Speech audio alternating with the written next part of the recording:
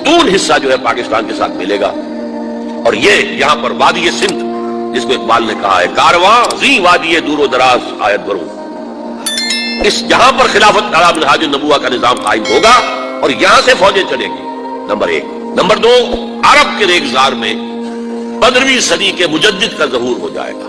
مہدی کو ہم مانتے ہیں مجدد، شیعہ مانتے ہیں 12ویں امام جو چھپے ہوئے. ان کے امام معصوم جو ہے 12، ان میں سے آخری جو ہے وہ چھپے ہوئے ہیں غار میں 1200 برس سے، اور وہ ظاہر ہوں گے. یہ ان کا عقیدہ ہے، ہمارا نہیں ہے. ہم سمجھتے ہیں جیسے ہر صدی میں اللہ مجدد بھیجتا رہا، اسی طریقے سے میرے گمان میں 15ویں صدی کے مجدد جو ہے وہ حضرت مہدی ہو. ان کی حکومت جا کر یہ فوج قائم کرے گی. اربوں میں دم نہیں ہوگا. وہ اپنی عیاشیوں کی وجہ سے بالکل کھوکھلے ہو چکے ہیں، دولت کی فراوانی اور عیاشی. یہ بھی سننے میں آتا ہے دروغ برگردن راوی کہ اگر کوئی فوجی قافلہ ان کا چل رہا ہوتا ہے تو وہ بجائے ٹرکوں میں بیٹھنے کے وہ اپنی کاروں میں بیٹھ کے ساتھ ساتھ چلتے ہیں. وہ ٹرک خالی چل رہے ہوتے ہیں. ٹرک کی سختی جو ہے، سخت سیٹ جو ہے برداشت کرنا ان کے بس کا روگ نہیں. یؤتون للمہدی، یعنی سلطان ہو اس کی حکومت کو مستحکم کریں گے. پھر حضرت مہدی کی طرف سے شروع ہوگا معاملہ جہاد، اور یہ سارا جو ملک چھوٹ ہم مسلمانوں کے ہاتھ سے نکل گئے تھے یہ واپس لے گیا. اس میں ایک کوشچن ہے جو میرے ذہن میں بہت عرصے سے تھا، جس کا کہ جواب اب مجھے سوچا ہے. واللہ عالم، یہ ساری باتیں میں کہہ رہا ہوں میرے گمان ہے. کیسے ہوگا کہ اتنی بڑی طاقت ایٹمک پاورز کے مقابلے میں مسلمان دوبارہ میدان میں آ کر اور جیتتے چلے جائیں؟ میرا گمان یہ ہے، واللہ عالم. اس پورے معاملے کا سارا جو ہے ارینا جو ہے وہ ہے مڈل ایسٹ، یورپ، جس میں حدیث میں آیا ہے کہ رومی عیسائی 80 جھنڈوں تلے تم پر حملہ کریں گے اور ہر جھنڈے کے نیچے 12,000 فوج ہوگی، 10 لاکھ. اور مجھے حال ہی میں معلوم ہوا ہے کہ آج کل جو ایک ڈویژن ہوتا ہے وہ 12,000 کا ہوتا ہے، تو 80 ڈویژنز آرمی آئے گی.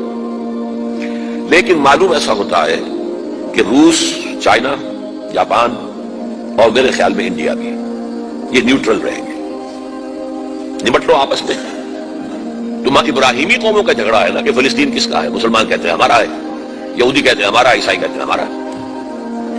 تو نمٹ لو، سیٹل یور سکورز. لیکن کوئی ویپنز آف ماس ڈسٹرکشن استعمال نہ ہو. اگر وہ ہوئے تو پھر ہم میدان میں آ جائیں گے. میرا گمان یہ ہے کہ ویپنز آف ماس ڈسٹرکشن استعمال نہیں کر سکیں گی مغربی طاقت، اور پھر جنگ کے اندر مسلمانوں کے ساتھ جیتنا ان کے لیے ممکن نہیں ہے. جن کو بہت عزیز ہے منحصر مرنے پہ ہو، جس کی امید نا امیدی اس کی دیکھا چاہیے، اور وہ مرنے کو تیار نہیں ہے. وہ تو 40,000 فٹ کی بلندی سے دیزی کٹر پھینک سکتے ہیں، نیچے نہیں آئیں گے. اور جب نیچے کچھ اترے تھے تو جو حشر کیا تھا، تو جو بات کہی تھی رمزفیلڈ نے، ویری ٹینیشیس فائٹرز. یہ افغانستان افغان والے جو ہیں یہ تو چمٹ جانے والے ہیں، یہ ایسے جنگجو ہیں، ان سے جان چھڑانی مشکل ہے. جن کے لیے موت سب سے بڑی کامیابی ہے. شہادت مطلوب و مقصود مومن نہ مال غنیمت میں کشور کشائے مسلمانوں کا مقابلہ کر سکیں. یہ ہے میرا گمان، واللہ اعلم. بہرحال پہلا مرحلہ کسی اجمی ملک میں جو میرے نزدیک پاکستان اور افغانستان پہ مشتمل ہوگا، خلافت کا نظام پہلے آئے گا. پھر یہاں سے فوجیں چلیں گی، حضرت مہدی کی حکومت قائم ہوگی. پھر وہ حضرت مہدی جو ہے وہ جہاد کریں گے، قتال کریں گے، اور اس قتال کے آخری مرحلے پر حضرت عیسیٰ علیہ السلام بھی نازل ہو جائیں گے، اور غالباً ان کے ذریعے سے پھر جتنا الیکٹرانک ان کا حساب کتاب ہے وہ ختم ہو جائے گا. حضور نے فرمایا ان کی آنکھوں میں ایسی تاثیر ہوگی جہاں پر نگاہ جائے گی یہودی پگھل جائے گی. کوئی بہت بڑا لیزر ہوگا، اور ظاہر بات ہے کہ ان کے یہ ہتھیار جو ہے ان کا مقابلہ تو مسلمان نہیں کر سکتے. اور نہ ابھی آپ کو 100 برس بھی یہ سوچ سکتے ہیں کہ کوئی مسلمان ملک اتنی ترقی کر سکتا ہے کہ ان کے مقابلے میں پہنچ جائے ہتھیاروں کے معاملے میں. تو یہ اصل میں جو شخص سراپا معجزہ تھا، حضرت عیسیٰ جو ہے سراپا معجزہ، پیدائش معجزہ، آسمان پر اٹھایا جانا معجزہ، خلق حیات، بنایا مٹی کا پرندہ پھونک ماری اڑنے لگا، احیاء موتا، مردہ کو کہا اٹھو قم باذن اللہ، اڑ گیا چلنے لگا. مادرزاد اندھے کے آنکھ پر ہاتھ پھیری، اس کو آنکھیں اللہ نے دے دی. کوڑی کے جسم پر ہاتھ پھیرا اور کوڑ صاحب. اس سے بڑے معجزے تو کسی کو دیے ہی نہیں گئے. سراپا معجزہ. وہی آ کر آخری جو بھی ہوگا معاملہ اس کے اندر حضرت عیسیٰ کی معجزاتی شخصیت جو ہے در حقیقت وہ فیصلہ کن ہوگی. میرے نزدیک یہ ہے وہ چیزیں جس کی بنا پر میں سمجھتا ہوں کہ حالات جو ہیں جدھر جا رہے ہیں. حضرت عیسیٰ کے آنے کے بعد دو نتیجے نکلیں گے. عیسائیوں کا مذہب ختم ہو جائے گا. حدیث میں آیا ہے کہ عیسیٰ آئیں گے یکسر الصلیب و یقتل الخنزیر، صلیب کو توڑ دیں گے. کیا مطلب؟ کہاں تم صلیب اٹھائے پھر رہے؟ میں صلیب لیا ہی نہیں گیا، یہ سب تمہارا ایک من گھڑت قصہ ہے.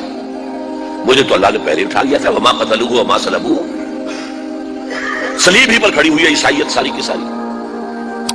اور خنزیر کو قتل کر دیا. خنزیر تم نے کیسے حلال کر دیا اپنے لیے؟ کبھی اسلامی شریعت کے اندر موسیٰ کی شریعت میں حرام تھا، وہی موسیٰ کی شریعت میں تمہیں دے کر گیا تھا. Don't think I have come to destroy law, یہ لا تم پر نافذ رہے گا. گویا کہ عیسائی مذہب ختم ہو کر اسلام میں منتخب ہو جائے گا. یہودی ایک ایک ختم کر دیا جائے گا. یہودی کیوں اس انجام کے مستحق ہیں؟ اللہ کا پرانا قاعدہ چلا آ رہا ہے، جس قوم کی طرف کسی رسول کو بھیجا، اگر قوم نے بحیثیت مجموعی رسول کا انکار کیا وہ ہلاک کر دی گئی. قوم نوح ہلاک ہوئی یا نہیں؟ قوم ہود، عاد ہلاک ہوئی یا نہیں؟ قوم ثمود جن کی طرف حضرت صالح بھیجے گئے، قوم شعیب، عمورہ اور صدوم کی بستیاں، آل فرعون. یہودیوں کی طرف حضرت عیسیٰ کو رسول بنا کر بھیجا گیا تھا، انہوں نے رد کر دیا. محمد رسول اللہ کو رد کر دیا صلی اللہ علیہ وسلم. یہ اس سزا کے مستحق ہو چکے ہیں، لیکن وہ سزا ان کا رسول ہی ان کو آ کر دے گا، اسی لیے انہیں اٹھا لیا گیا. ایک پاز آ گیا ہے. مستحق تو ہو گئے تھے اسی وقت حضرت عیسیٰ کے زمانے میں کہ ہلاک کر دیے جائے، لیکن حضرت عیسیٰ کے زمانے میں حضرت عیسیٰ کو اٹھا لیا اور ان کا معاملہ جو ہے وہ ملتوی کر دیا. جیسے کسی کو پھانسی کی سزا تو ہو جائے لیکن ابھی ایگزیکیوشن نہیں ہوئی ہے، ایگزیکیوشن جو ہے وہ ڈیفر ہو گئی. یہودی ختم، عیسائیت ختم، اور عیسائی سب مسلمانوں کے ساتھ شامل ہو کر ایک ملت واحدہ بن جائے.